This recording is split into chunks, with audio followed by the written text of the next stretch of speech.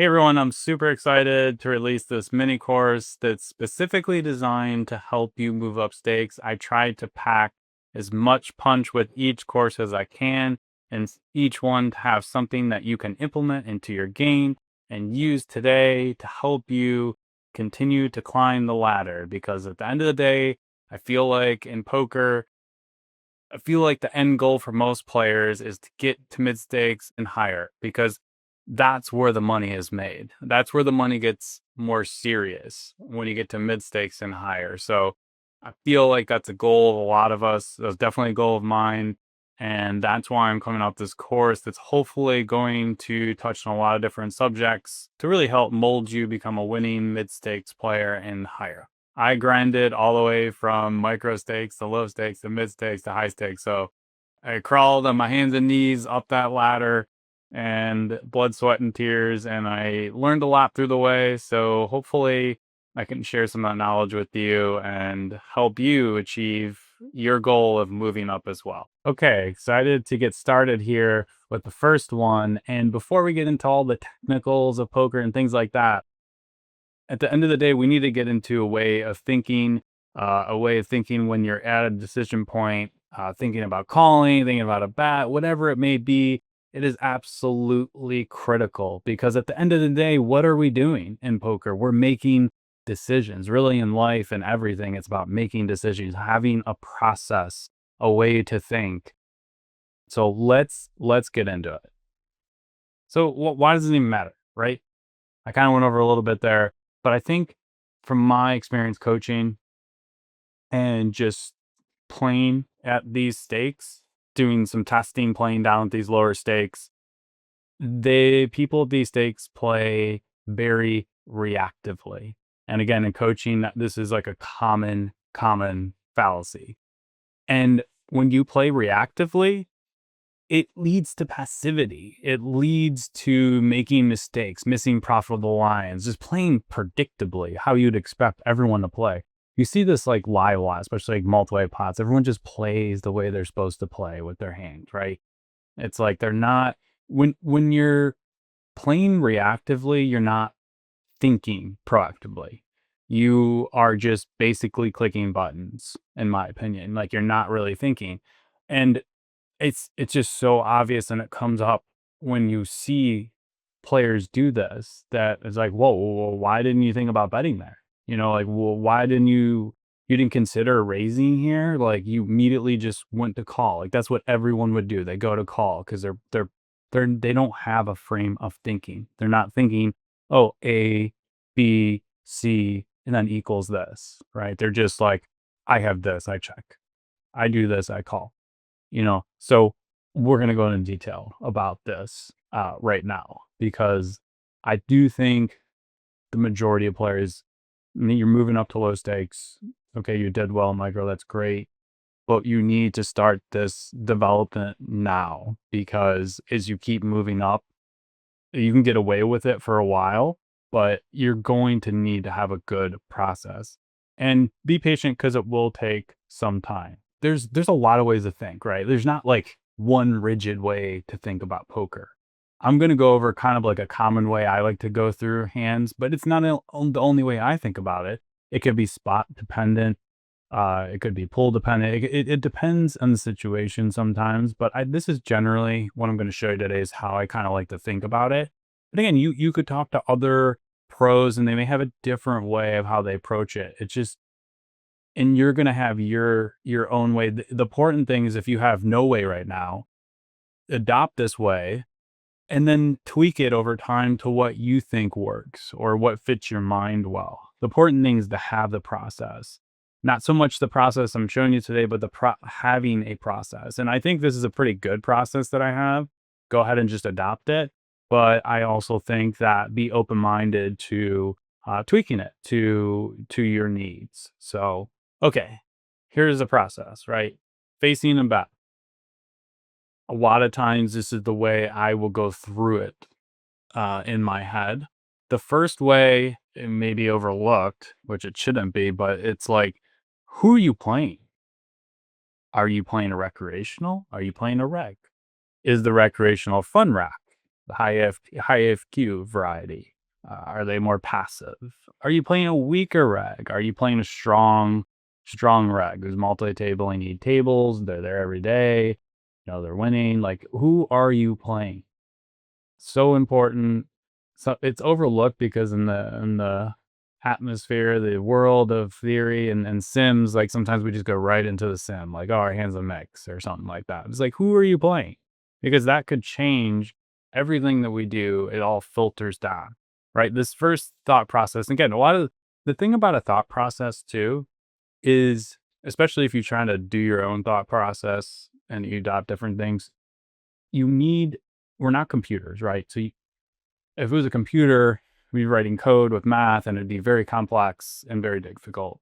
But when you're playing like 4 tables, 8 tables, if you're a live player, even so, there's so many variables, there's so many things going on and distractions that you just need to be realistic and keep things simple. That's key. You want to have it developed enough where it's a good thought process. You're hitting the main points, leaving aside all the little stuff and just focusing on the main things, keeping it simple enough where you could think about it quickly, but also execute and have a lot of substance in it. So it's kind of that balance, but definitely lean towards more simple. Simple is always better in poker. It's, don't overcomplicate things. So this first step, very easy, right? I mean, if it's a new player, you could maybe look and see if they're playing live tables, or if you're playing live, you can make your judgment call based on how they look or how their stack is or whatever it may be. But most of the time, like, we can be like, I know this boy. I know this is a rack. I know this is a rack. I know this is a good rack. I see them all the time. This is a weak rack. You can do that within seconds. That's the beauty of this first step. It's very, very easy to do this, right? It takes a second. Boom, done. Next step, visualize ranges. A little harder, right? I'm not talking about, getting, okay, they're going to have like 50% of this queen 10 and then queen jack and then king queen. No, I'm not talking about that.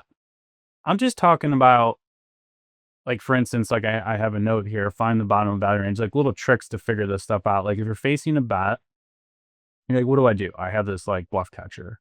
First off, just find out what is the bottom of their value range. And then just that is, they'll have that plus everything else. And then you're done.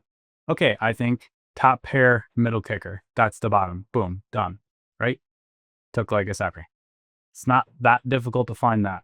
Then common bluffs, it's like, you're going to have to think back in the streets, like how they played this hand. If it's like a triple barrel line, how often they're going to have these type of hands. Just again, general, like, oh, I think they'll have a decent amount of overcards here and a couple bricked straight jails. You're not trying to, you don't want to miss the forest for the trees and just guess every part of the range. That's not what I'm saying. I'm just going to get a general pulse for the range.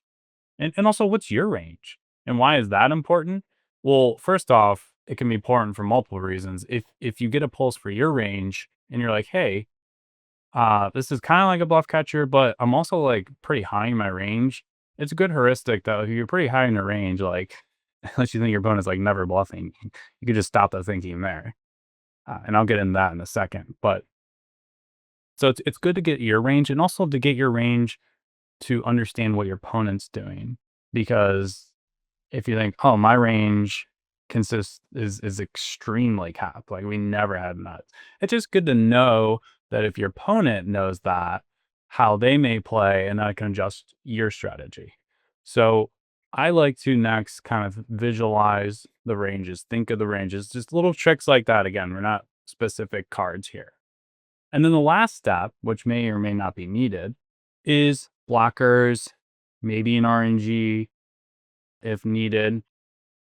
Blockers really only, first of all, it only helps with indifferent, right? We can stop the thinking if we know we have a non-indifferent hand, but it can be very important, a very useful way to divide your range up.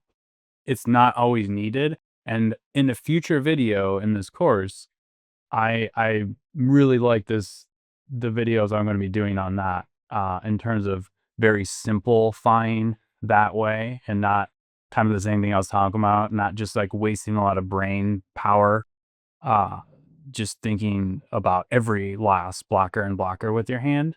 So, you know, that's coming up. We'll get into that. But here, this is the genesis of the way of thinking. And there's a very important point I want to make that I have listed below. At any point in this thought process, and you really should be, you can stop at any point and don't need to think anymore. You don't always need to go to blockers and blockers. You don't always need to visualize the range. Like for instance, if say we're on the first step, we're facing a large bet on the river, and let's say we have like something like middle pair, second pair, top kicker, and we're facing a large bet. We're like, who's this player? This looks like a fun rock, is what I can tell so far.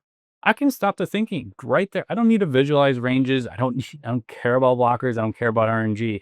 Fun recreationals merge at a high frequency. So second pair top kicker is going to be making money for sure against that archetype, because they will have second pair weak kicker. They will have third pair.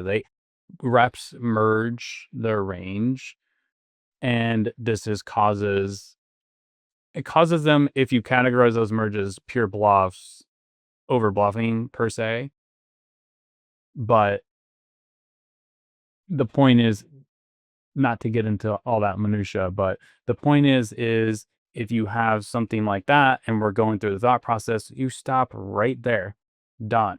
Right? Don't need to think anymore. Another one could be, say you're playing a good, very aggressive reg. So we go through like, okay, it's a good aggressive reg. He barrels river, triple barrels, shoves.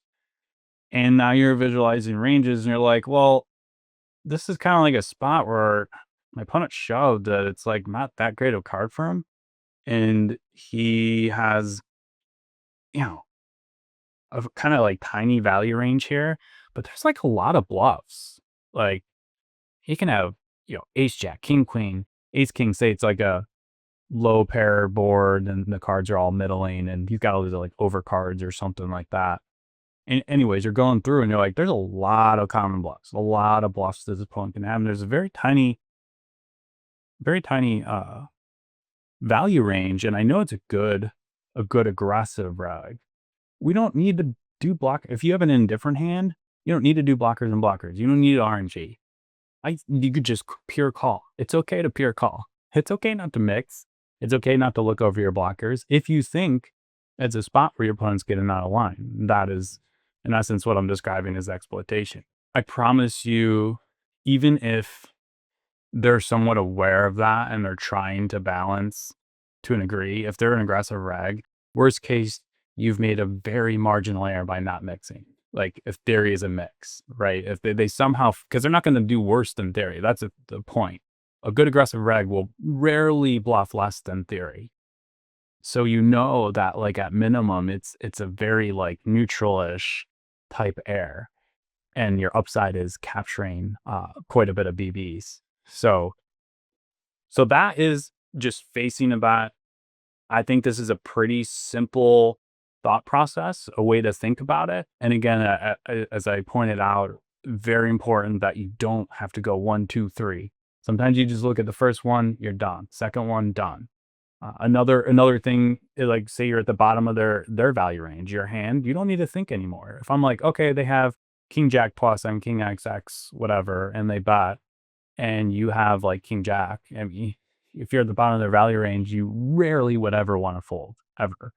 That's the kind of tricks that you can imply in your game immediately, and just have a nice smooth way of thinking. And so the other side, like say you're 2-bet, pretty much the same thing, right? Like why would it be different in terms of thinking? It's who am I playing? Very important. So you're thinking about triple bearing. Who am I playing? Is this somebody that's going to call me with ace high? Is this somebody that tank folds top pair? Who is this? And then what is the range like? What hands am I putting to indifference? Did they have an easy decision? Like, is their range like pretty strong? They have a lot of easy, like one pair type bluff catchers that a lot of people are going to find, or is they have all these like under pairs and some high cards that'd be a very difficult bluff catch spot? Like you need to figure stuff out like that. And then what's your range? Again, it's important to know your range because your opponent's thinking about your range, right? Like if your range is really weak, like I was describing that aggressive reg who maybe hit a lot of bluffs to choose from and small amount of value. If you're in that situation where you're playing like a good reg and you have a lot of bluffs, small amount of value based on the board texture, if you can think about that in game and you're playing a good reg who's going to call you white, you need to think twice before just being like, well, it's an okay bluff here. Maybe you just need to do your really good bluffs, and then everything else, it's like, it's okay to check fold. That's okay. It happens in poker, and you just got to make the best decision that's going to make you money. And of course, it's blockers and RNG, it works the same way. It's just the other side of the coin. And again, I have pretty cool videos coming up that I really like. I think is going to help you with that, and we'll get into that. So I wanted to go over a few examples that I played, and I'll go over my thought process here. So let's get into that. Okay, we'll go over 3 examples. I'll try to color a lot of this stuff that I was talking about today.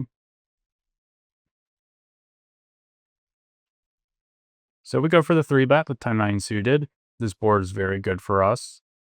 We can range bet for decently large sizing. Very disconnected board. Our overpairs hold a lot of equity here. We have a lot of strong Jack X in range. So 10-9 here is still pretty strong. I decided to go for more like polarized type strategy. Could do a few things. Here it's, pretty easy decision. We're just going to go for check call. Could check raise, but won't get into that. So now we're facing shove. So we bet fairly large on the disconnected board, 40% sizing. Then we did go for the check call versus a polarized bet. He went for like a medium bet on the turn. And now we're facing shove. So this opponent was a good reg. So check. This means a good reg will generally, it's a good assumption to assume good regs are going to generally, not that they know all the theory in every spot, but they're going to generally have, I would play at least the MDF type, a theory defense versus them at minimum. Generally, if they're like a good aggressive reg, they will find bluffs, I guess is what I'm saying. So that's the first thought process. Second thought process is think of ranges. What's their value range? Again, I think that's a good way to just like figure out the range really quick. I think Jack X plus. I think that's very reasonable to have Queen Jack, King Jack, Ace Jack, Jack 10, pocket 7s, pocket 3s, pocket 10s, 8, 9, all in range. This is a decent amount of credible value. What bluffs? Sometimes, and this is where we can stop. Sometimes we get to the spot and I'm like, okay, I have a credible amount of value. And I think of bluffs, and it's like, it's really difficult to find bluffs. Unless they're a good aggressive reg, then they'll find those like unnatural ones. But here, there definitely are bluffs. I mean, he could have ace queen, king queen. Could even turn like pocket 4s and 5s into bluff if they're very aggressive. Maybe some wheels get in there. So I don't have a strong opinion. So we're on step 2. I don't have a strong opinion right now in terms of, is it overbluffed? Is it underbluffed? Is it a good reg? There's a fair amount of value. There's a fair amount of bluffs. I do not have a strong opinion. So now we're going to move to the last step. If we have Jack X plus, we're never folding because we're at the bottom of their value range. It's never folding top pair. 10X is probably indifferent from like a range perspective. We will have some ace queen, ace king. Probably not a ton, but those are generally folded. So we'll have like pocket 8s and pocket 9s. Pocket 8s, pocket 9s, 10X, all very indifferent. Ace king, ace queen, probably mostly pure fold. And then Jack X plus we just call. So we're kind of like in this more indifferent region, like from a range perspective on 10X. So let's look at blockers on blockers. Like I said, 8, 9s in there. We do block that.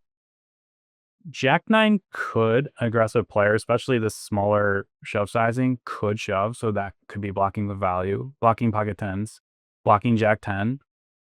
So we're blocking, I'd say, a decent amount of value. That's pretty good. Are we blocking bluffs? I don't think so. I don't think so. There's queen nine. Would it float flop? Seems somewhat unlikely. Like I said, bluffs are king, queen, ace, queen, maybe like pocket fours, fives, ace, four, ace, five, wheels. That's pretty much it. So we're in this beautiful territory. We are not blocking bluffs, and we are blocking value. We don't even need the RNG. To me, this is a pure call because I don't have a strong opinion of his overbluff, underbluff. It's a good reg. I know they're gonna find the bluffs, but again, I don't think it's over under. So at the end of the day, I'm gonna let blockers or maybe RNG, but I don't need the RNG because I know if we're in this beautiful box here, this beautiful category of like we're basically pure blocking value and we're pure unblocking bluffs, it's just a call, especially given the sizing. So to me, having this streamlined way of thinking made this decision very easy for me. And they did have ace four. It doesn't really tell us much. I think that's a finely played bluff. It doesn't tell me he's overbluffing, doesn't tell me he's underbluffing. It just tells me like I'm happy that I played like the theory defense at minimum here. And if we look at again the blockers unblocker, the way I thought about the hand, I think was smooth. The way this process flowed for me, it was a very smooth way to think. It really wasn't something I needed to think that long. It was a short time bank. I still like to think through my decisions. I don't make quick decisions. I know a lot of rets like snap, and that's fine. You want to hand in your test first, but I always was not a person to hand in my test first. I just like to double check my answers and triple check. But anyways, if I have the time. So yeah, I thought this one highlights that pretty well. Let's go on the next one. Okay, so this one here, we call it ace king. I do enjoy doing this sometimes. I have pre-flop ranges where I like to sneak different things in, and we go for the call here. So we're pretty tip top in our range for given the situation. Goes check. We go ahead and bat. Our hands is strong enough to start with a float here for many reasons. Blocking aces, kings. We got some back doors. Yeah. So not too much to discuss there. So a 9 turn, this is pretty good board for texture for us. We do go for the bat. It's fine, I think, just because there's like a lot of like high card floats that we can immediately put to a difficult spot here, probably pure fold, besides like some Jack X ones that might do something a little funny, especially having the king of clubs. Any sort of club is obviously never folding from our opponent. So yeah, it's okay. Like I just think like this board is really good for in position here, so we can get away with quite a bit. So we go for the bat. Our opponent does call, and now we get 6 river. So it goes check, and now we have decision, right? I'm playing. So this one's a good one. So I'm playing a weaker reg. Weaker in the sense this reg was pretty blue line, which means they're not fighting for pots a lot. A lot of folding, not a lot of raising, not a lot of betting. You can see in this line, they go for check call, which is, you can do that. It's not like you can't do that, but it just highlights how this opponent was playing. So that's thought process number one. Number two, let's think about ranges. Let's start with our range. This is really good boards for us, right?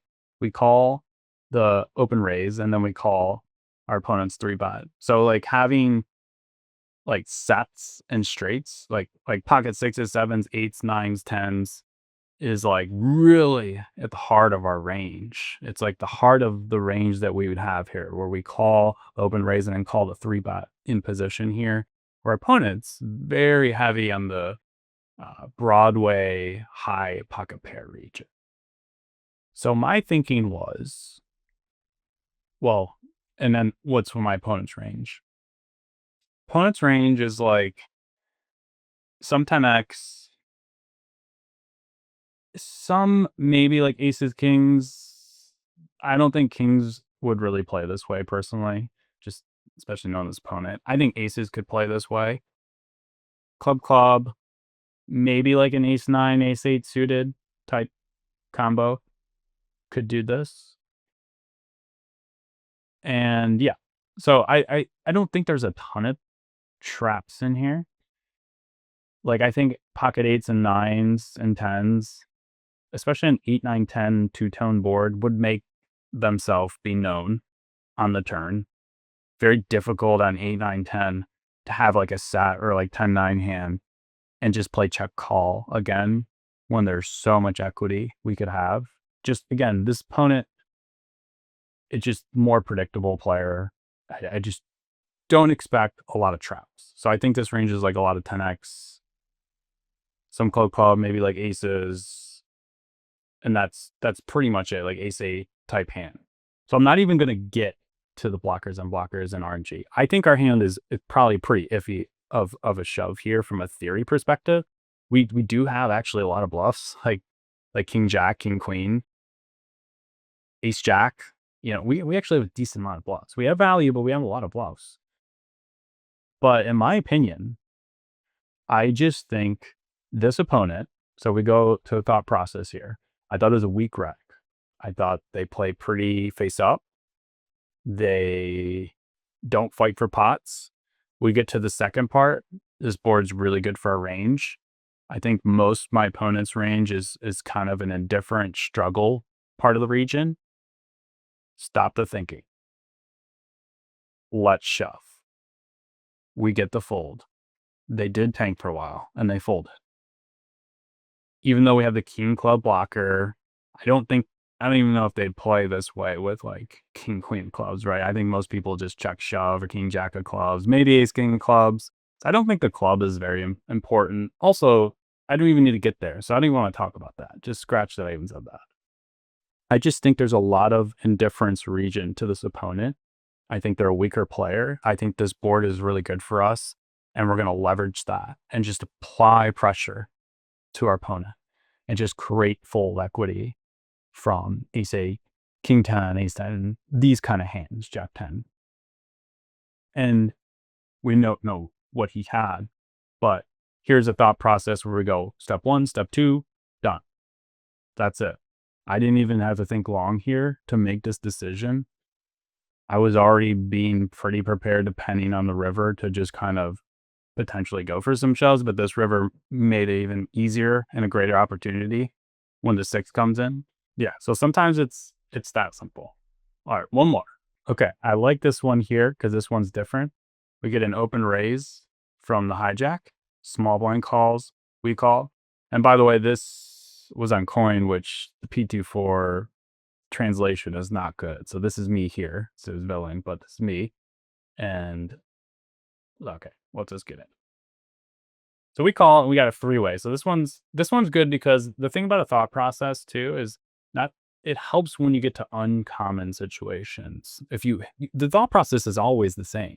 Doesn't matter if you're playing live bomb pots or you're playing classic single raise pot button versus big blind online. You know, a thought process should always be the same. That's the beauty of it. And goes check, check. That raise, we're already like, oh, okay, this is awkward. We obviously have a strong hand, very strong hand, somewhat under-repped. In multi-way situations, it's quite okay to play call, and I think our hand fits that squarely. Raising against two uncapped opponents at this point is, especially the ace of hearts, seems way overdoing it and unnecessary.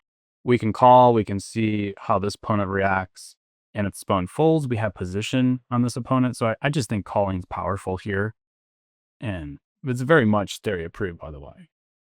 Folds, good. This is what you want. You don't want this player to call or raise. It's going to make things much more awkward. So now we have position. Our opponent checks, and we could bet, we could check back. It pretty much can go either way. I'm not going to discuss it too much because I want to get to the river. Just know that our hands could go either way. That's all that you need to know. So king river, And we face shove. Oh, 3x. And here's where a thought process really helps. Because if you don't have like a formalized thought process, this is a very weird situation, right? This is a three-way pot where it goes check, check, bet, check raise from the small blind, and we just flat. Like, you can study theory all you want. You could whatever you want. You won't come up. There's some situations. There's so many trillions of different nodes in poker that sometimes, a lot of times, these things come up that are just completely different that you haven't seen. You have nothing in your brain like, oh, I studied triple barrels and I know we should call second pair or something. Like, you don't have anything in your brain. This is completely different. This is where a thought process has so much worth that if you can just think through the situation and let's do it. Who's this opponent? This is a good reg. I know calling small blinds like, oh, they're usually a rec. Well, this is at a lower rake level here in this game. Small calling from the small blind is very much a thing, and a lot of regs do it. There's not a reg. I know this player. That was a good reg. Okay, check. Next part. What are the ranges like here? And this is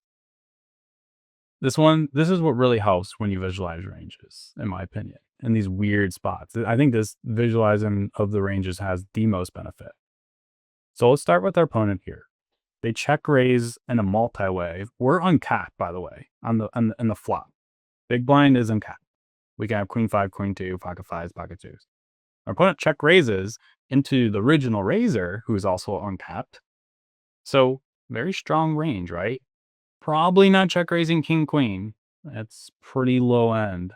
Could do it, but into two opponents, I don't expect that at all. I wouldn't say it's suicidal. It just seems like something that people wouldn't do, and I think theoretically wouldn't want to do. So that means he called from the small blind, right? So he doesn't have queen five, queen two. That's important to know. He does have pocket twos and fives, 6 combos. Does he have pocket queens? Maybe. We have a queen. I mean, pretty much that's a 0% probability, especially given that we have a queen. So he raises essentially with 6 value combos.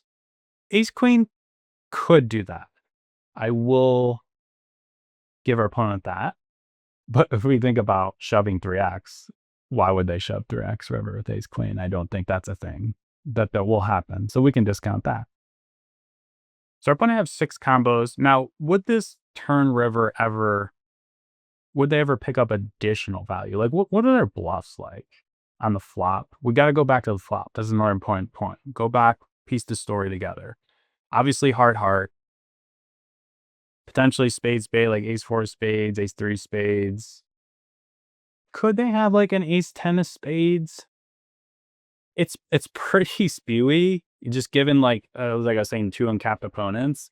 I wouldn't expect it, but that's like the only combo besides ace 10 of hearts would obviously be in there, but we have ace of hearts, so that's not a thing. Can they have like king queen? Like I said, I just don't think they're check raising king queen. Like, why would you do that against, given the strength of the ranges behind? I just don't see that. Queen jack is like a kind of protection, maybe, but I would think more queen jack suited given the additional equity. So as we're trying to figure out the range here, and I said, like, don't label combos because that takes a lot of thought. I do think this situation is like a little different where I'm getting a little more precise just because it's not a wide range, right? That's kind of the difference. Like, it's a very narrow range, I think, on the flop. Like, I think we could just say flush draws, maybe some like backdoor ace 4, ace 3, and maybe like a merge, like 4 5 suited. I think that would make sense. So that would be the bluff range, and the value range is pocket fives and twos. I don't think there's any other value. I guess like I said, very occasionally ace 10 of like spades, some funky thing like that. I guess like king queen of spades. Like I said, king queen is unlikely, but I guess that could do that. But I'm just really discounting that. And that's even though we have the ace of hearts. Like, so sometimes what people do, and this is why having a frame of thinking is so good, you could just look at a situation. You're facing a 3x shove, which is like, I'm supposed to defend like, yeah, 25% of range. And we have the ace of hearts, which you're blocking like a lot of the bluffs here. So some people might think, it's a, supposed to fold a lot. Ace of hearts suck. They're never going to have like pocket queens probably. So I'm not really blocking value. I'm just going to fold. Right. That's logical. Or if we're going through the thought process, how about we just never get to blockers, unblockers, or RNG? Just throw it out. It's okay to overcall. My conclusion here, if you haven't been telling where I'm going with this, our opponent has 6 combos of value, and we could even discount that further because they check turn. Yes, they will have some traps, but a lot of times too on a double flush board, they're going to be really excited about continuing to put money. We'll just give them all 6 combos. But that's it. And on King Jack, Queen, or on King Jack turn river here, I mean, that's it. That's all the value they're going to have. And that's assuming they pure check those on the turn, which is probably not happening. So we could almost say like it could be just 2 to 3 combos of value. And I could label dozens of potential. Even with ace of hearts, there's still enough like 5x merge and spade and things like that. And maybe some other funky stuff. So I did tank fully because this is a very, large shove and we have a very marginal hand blocking some of the bluffs, but it's like, I don't even care about the blockers on blockers. Just put it away. You don't even need to get there. And my conclusion is this is overbluff. So I do call and, well, okay, because coin is, the way it translates to PT4, just not good, but they did have ace, is it ace 3, ace 4 spades? That's what that. So I think this is a great example for multiple reasons, not because I won the hand. It's a great example because they get a lot of weird spots, especially if you're playing live out there. And not just live players. Everyone gets the weird spots, but things get funkier live sometimes. That like you can study theory all you want, but so many weird spots come up in every session where you cannot just rely on memorization or things or heuristics. Like sometimes you just need to go through a thought process. And this one's great if you just, and it's so simple. And like the call is not easy. Like you're facing the 3x shove. It's never, you're never going to be easy. And then he could have showed up at 5s and I'm questioning my life. But I still think that it was easy. It wasn't easy to make the call per se, to actually click the button, but the thought process was easy for me here because I'm like, okay, he's a good rag. He's a very good rag. I know he's aggressive. And then when we visualize his range, we don't even visualize my range. We don't have to worry about blockers and markers. We don't have to worry about RNG. We just think about his range and we think, hey, hypothetically, if you're not even, mixing some checks with pocket 5s and 2s on turn, you might even have 0 combos of that. Like there could be a world that exists, you have 0. I wouldn't say that. But the point is there's only a few combos of value here. Like what are you repping? It's very, very low amount of value. There's enough bluffs and range. It's like, I'm going to make this hero call with a hand that I know, given the blockers on blockers property, is not very good. So yeah, having that thought process, very helpful. So I do want this mini course to be like active. So I want to like give like homework, and I want you to do is start this. And again, this you can't just like, okay, fire up a table and you're just immediately thinking this way. It takes time. It takes reps. My suggestion for you, if you're an online player, I want you to reduce your tables so you can focus more. And just when you get to these bigger decisions, or really, and it's for any decision, just think through a thought process. Again, you can copy and paste this one. I do like the way this thought process is laid out. Just do that. If you want to tweak it to your what fits you, do it. I don't care. Get a thought process and start doing it, and then review the hands after you're done playing, and be like, okay, when I made this decision, what was going through my mind? Like, what was I thinking? What was I going through a thought process, or did I just jump to like an RNG, or did I just say, my hand sucks, I fold, but I didn't really think that my opponent could be like way over bluffing a spot. So I want you to do that if you're a live player. It's the same thing. Just as you're playing at your table, just constantly if you fold in between your hands, just think about like to pretend like just anticipate a large pot coming and just imagine yourself thinking through that. So when it does come, you're sitting at that table. I want you, because if you're a live player, you have a lot more time to think. So there's less excuse here to go through this thought process.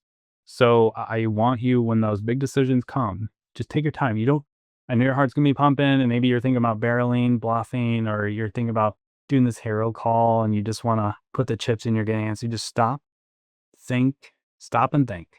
Go through these steps here.